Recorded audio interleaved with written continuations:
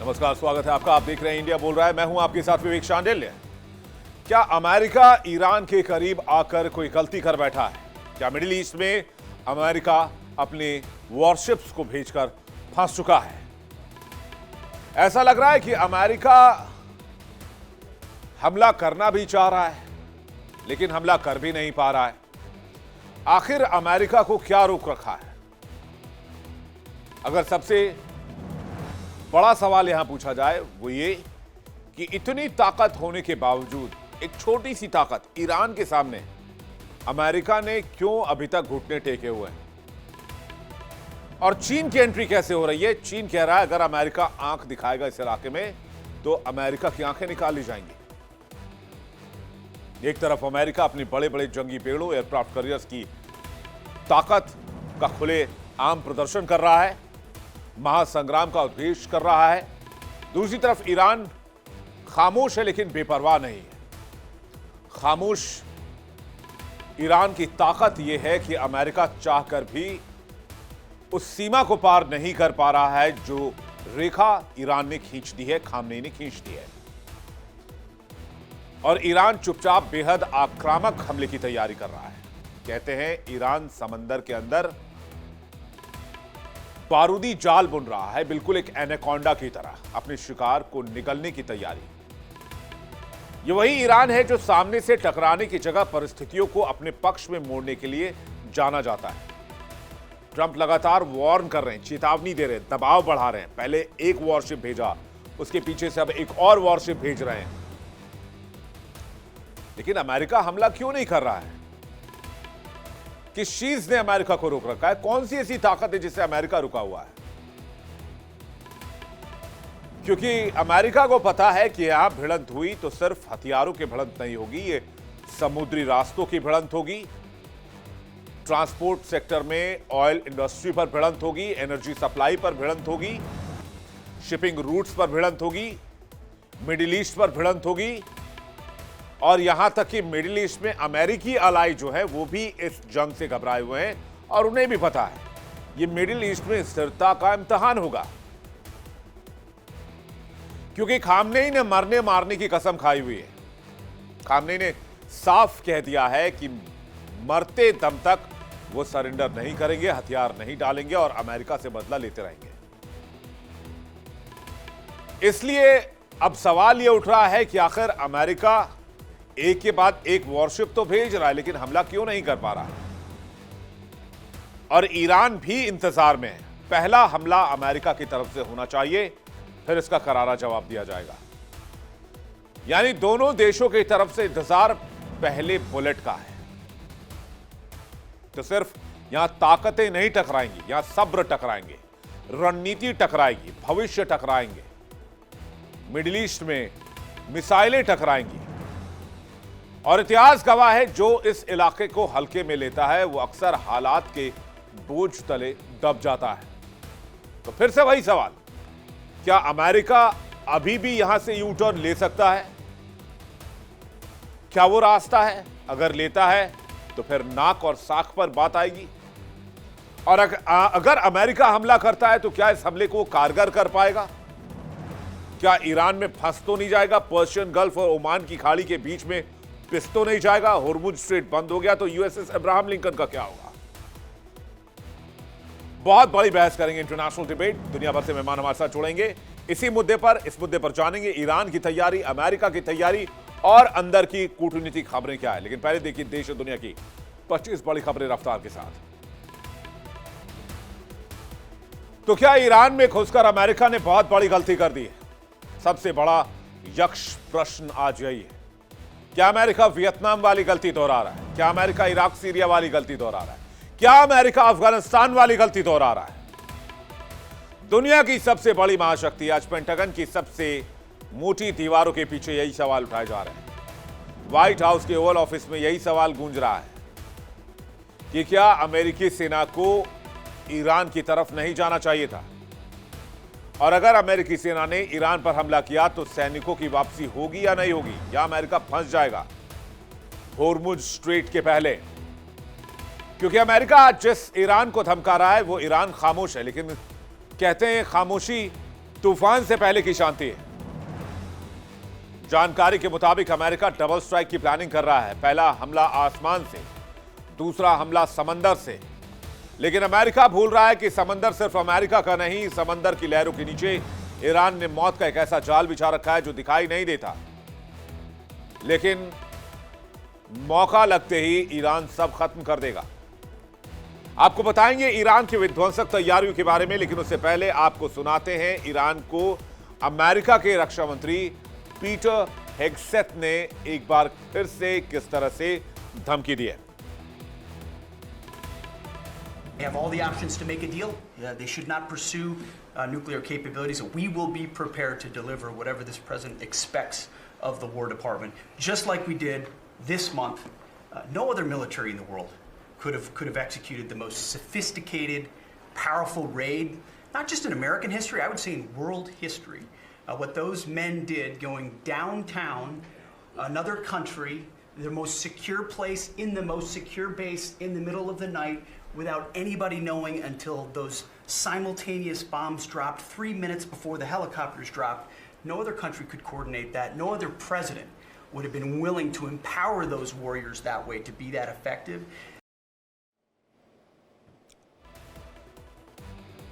Peter Hegseth शेखी बघार रहे हैं। मैं पीटर हेगसेथ की इंफॉर्मेशन के लिए बताना चाहता हूं, आप अपनी इंफॉर्मेशन दुरुस्त कर लीजिए। आप कहते हैं दुनिया में वेनेजुएला जैसा ऑपरेशन कोई नहीं कर सकता। मिस्टर हेगसेथ, मैं आपको ये बताना चाहता हूं, ईरान की बात करेंगे, अमेरिका की बात करेंगे, लेकिन पीटर हेगसेथ की गलतफहमियों को दूर करना जरूरी है।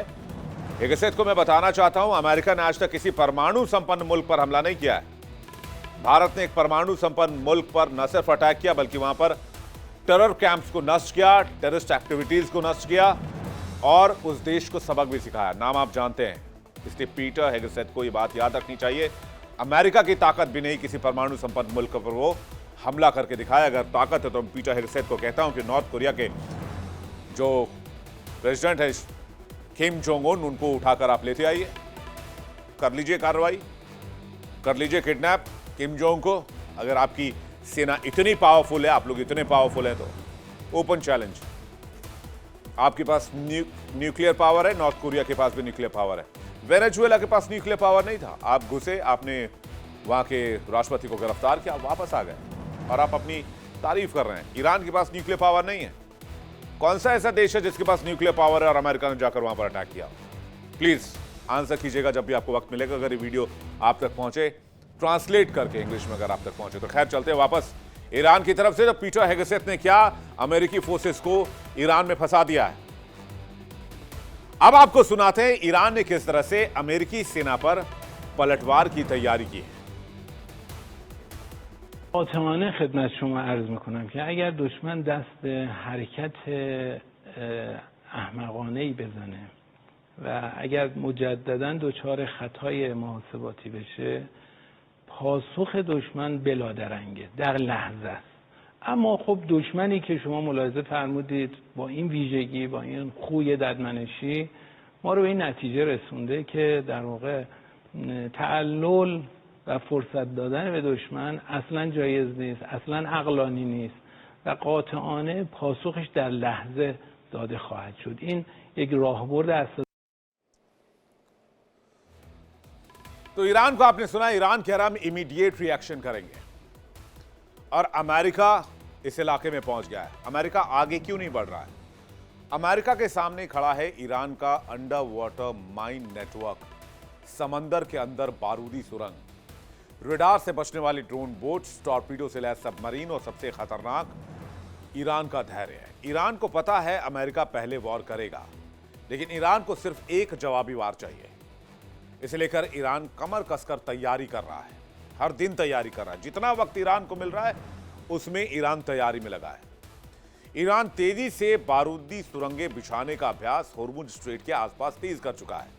नेवल माइंस बिछाने और लाइव फायर ड्रिल कर रहा है। चीन और रूस के साथ जॉइंट नौसैनिक अभ्यास भी कर सकता है। समुद्री रणनीति का यह अहम हिस्सा है। कम समय में बड़े इलाके को कैसे ब्लॉक किया जाए, ये रणनीति भी टेस्ट की जा रही है। नौसेना की असीमित युद्ध रणनीति, वैश्विक तेल सप्लाई पर खतरा और अंतर्राष्ट्रीय व्यापार और अर्थव्यवस्था पर इसका इंपैक्ट हो सकता है। ईरान का युद्ध अभ्यास जवाबी कार्रवाई को मजबूत करने के लिए है। ईरानी नौसेना का लगातार युद्धाभ्यास चल रहा है, लेकिन आपको पता है ये युद्ध अभ्यास क्यों है? युद्ध अभ्यास की आड़ में होर्मुज स्ट्रेट के नीचे बहुत बड़ी अंडर वाटर माइन बिछाई जा रही है। अगर युद्ध हुआ तो इसी अंडर वाटर माइन की मदद से जो अंडर वाटर माइन है उससे अमेरिकी सेनाओं का कब्र समंदर के अंदर बनाया जा सके। यह पहली बार नहीं है जब ईरान ने इस तरह की रणनीति अपनाई है। 1980 से 1988 के ईरान इराक युद्ध के बीच से ही यह खतरा वैश्विक शिपिंग और तेल आपूर्ति पर मंडराता रहा। उस समय ईरान ने वास्तव में शिपिंग मार्गों में बारूदी सुरंगें बिछाई थी। तत्कालीन रॉयल नेवी के बारूदी सुरंग हटाने वाले जहाजों को उन्हें साफ करने में काफी मशक्कत करनी पड़ी थी। तभी उन्हें ईरान की इस ताकत का अंदेशा हुआ और तब रॉयल नेवी भी पीछे हट गई थी। अब आप देखिए कि अमेरिका ने कैसे घेरेबंदी की है, वाइस वर्सा। साउथ चाइना सी में क्या सिचुएशन है अभी, ये इस वक्त देखिए। पहले तो ये आप देख लीजिए, यूएस नेवी का स्ट्राइकर ग्रुप है, ये यूएसएस एब्राहम लिंकन है। वो साउथ चाइना सी से निकलता है, इंडियन ओशियन रूट से होते हुए, अरेबियन सी से होते हुए सीधा कॉम्बैट रेडी फॉर्मेशन में पहुंच जाता है ईरानी तट के पास, यानी कि होर्मुज स्ट्रेट को पार करते हुए सीधा पर्शियन गल्फ में, पारस की खाड़ी में। यह है सिचुएशन फिलहाल यूएसएस एब्राहम लिंकन का। इसके साथ साथ एक और शिप वहीं से ठीक इसी पोजीशन पर, ठीक इस सीमा के बाहर यानी कि ओमान की खाड़ी में डिप्लॉय होता है, ईरान के ठीक सामने। दो शिप को डिप्लॉय करने का मतलब साफ है कि अगर किसी तरह से एक शिप अगर वहां फंस जाए, एक वॉरशिप, एक एयरक्राफ्ट कैरियर होर्मुज स्ट्रेट में फंसे, तो दूसरे की मदद से पहले को निकाला जा सके। अब ये होर्मुज स्ट्रेट क्या है ये भी जान लीजिए। दुनिया की तेल सप्लाई की नली है। स्ट्रेट ऑफ होर्मुज वो जगह है जहां अमेरिका की नौसेना भी सांस रोककर चलती है। अगर यहां एक भी अमेरिकी जहाज डूबा तो समंदर सिर्फ लाल नहीं होगा, अमेरिकी अर्थव्यवस्था काम जाएगी। अब जरा इस मैप को आप देखिए, मैं आपको जरा फुल स्क्रीन दिखाता हूं। ये जो मैप है ये आपको होर्मुज स्ट्रेट की खासियत और खूबी समझाने के लिए काफी है। ये है स्ट्रेट ऑफ होर्मुज जो इस इलाके में आता है। ये जो इलाका आप देख रहे हैं यहां पर ये जो जितने खाड़ी देश हैं, जिसमें यूएई है, ओमान है, सऊदी अरब है, इराक है, इसके अलावा बहरीन है, कुवैत है, सबसे तेल निकालकर फारस की खाड़ी से निकालकर इसी चिकन नेक जैसे दिखने वाले होर्मुज स्ट्रेट के गलियारों को पार करते हुए दुनिया के अलग अलग देशों में ओमान की खाड़ी और अरब सागर के जरिए पहुंचती है। लेकिन अगर ईरान ने इसको ब्लॉक कर दिया तो अमेरिका के जितने सहयोगी हैं, चाहे वो सऊदी अरब है, यूएई है, ओमान है, बहरीन है, कुवैत है, सबका व्यापार ठप, सबकी इकोनॉमी चौपट। मिडिल ईस्ट में सबसे बड़ी आर्थिक तबाही, और यही प्लानिंग है। इसलिए स्ट्रेट ऑफ होर्मुज में अंडर वाटर माइन बिछाने की तैयारी ईरान की चल रही है। इस मैप से आपको बहुत कुछ समझ में आ जाएगा। सारी लड़ाई यहीं पर है। एक तरफ फारस की खाड़ी, दूसरी तरफ ओमान की खाड़ी। जरा फुल स्क्रीन देखिए। दोनों के बीच सिर्फ 33 किलोमीटर चौड़ा एक पतला सा रास्ता, नाम है स्ट्रेट ऑफ होर्मुज। यह दुनिया का सबसे बड़ा चोक पॉइंट है और यहां पर ईरान बारूदी सुरंग बिछा रहा है। दुनिया का करीब 20% कच्चा तेल इसी रास्ते से होकर गुजरता है। यानी अगर यह रास्ता रुका तो तेल रुकेगा, व्यापार रुकेगा, मिडिल ईस्ट और दुनिया की अर्थव्यवस्था कांप जाएगी। खुफिया रिपोर्ट के मुताबिक ईरान इसी चोक पॉइंट पर बारूदी सुरंग बिछा रहा है। मतलब साफ है, अगर हालात बिगड़े तो ईरान एक झटके में दुनिया की तेल सप्लाई को 20% तक चोक कर सकता है। अमेरिका, यूरोप और खाड़ी देश सबकी निगाहें इसी 33 किलोमीटर के एरिया पर टिकी हुई है। और यह खबर ऐसे समय में सामने आई जब अमेरिकी राष्ट्रपति डोनाल्ड ट्रंप बार बार अटैक की धमकी दे रहे हैं। ट्रंप बार बार धमका रहे हैं ईरान को तबाह कर देंगे, इतिहास का सबसे बड़ा हमला करेंगे। लेकिन सवाल यह है कि अगर इतना ही भरोसा है तो हमला क्यों नहीं करते आप मिस्टर डोनाल्ड ट्रंप? क्योंकि आप ये जानते हैं कि ईरान इराक नहीं है, ईरान लीबिया नहीं है, ईरान वेनेजुएला नहीं है, ईरान अफगानिस्तान नहीं है, खामनेई कोई सद्दाम नहीं है। ये वही खामनेई है जिन्होंने प्रतिबंधों के बावजूद 40 सालों से 50 सालों से देश को चलाया। ये बात और है कि आज ईरान बहुत बड़े आर्थिक संकट में घिरा हुआ है। लेकिन ये वही ईरान है जिसने जनरल सुलेमानी की शहादत का बदला लिया, जिसने अमेरिका को सीधे जवाब दिया। ये वो नेता है जो धमकियों से नहीं, इतिहास से फैसले करता है। आज मिडिल ईस्ट इसलिए बारूद के ढेर पर बैठा हुआ है। मिडिल ईस्ट में आज अमेरिका के 30 से 40 हजार जवान तैनात हैं। ईरान के करीब aircraft carrier USS Abraham Lincoln को तैनात किया गया है। Aircraft carrier USS George W Bush भी पहुंच रहा है। यूएसएस जॉर्ज डब्ल्यू बुश के स्ट्राइक ग्रुप में फाइटर जेट हैं, युद्धपोते, सबमरीन है। ईरान ने समंदर में तैनात किया ड्रोन कैरियर शाहिद बघेरी।